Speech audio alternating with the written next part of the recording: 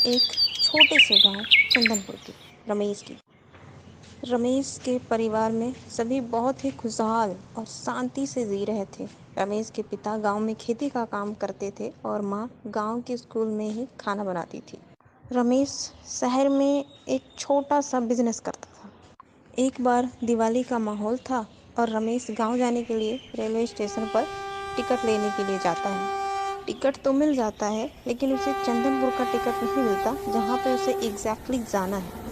उसके पास और कोई ऑप्शन नहीं होता है, इसीलिए वह इस ट्रेन से जाने के लिए तैयार हो जाता है और वह अगली सुबह स्टेशन पर पहुंच जाता है।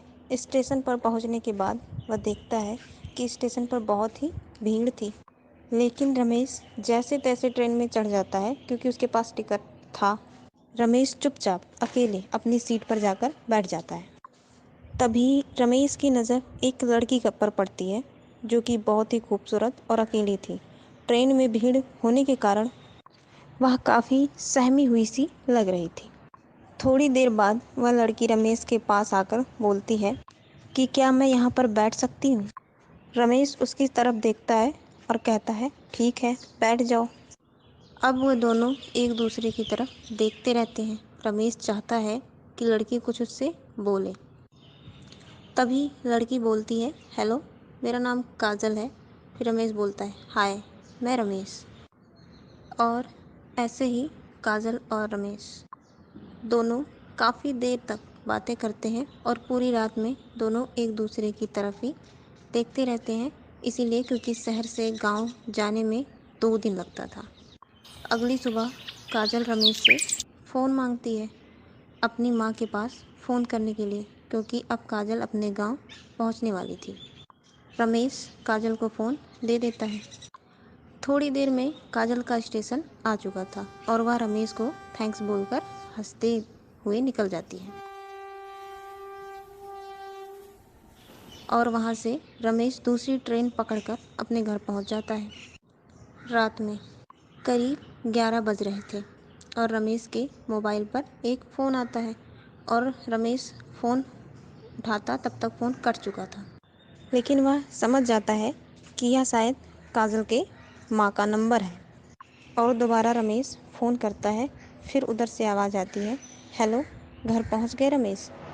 रमेश समझ जाता है कि यह काजल ही है और वह दोनों काफ़ी देर तक बातें करते हैं। तभी काजल बोलती है ठीक है, मैं रखती हूँ, माँ बुला रही है। और हाँ, अब ये फ़ोन मेरे पास ही रहेगा, जब टाइम मिले तो फ़ोन कर देना, बाय।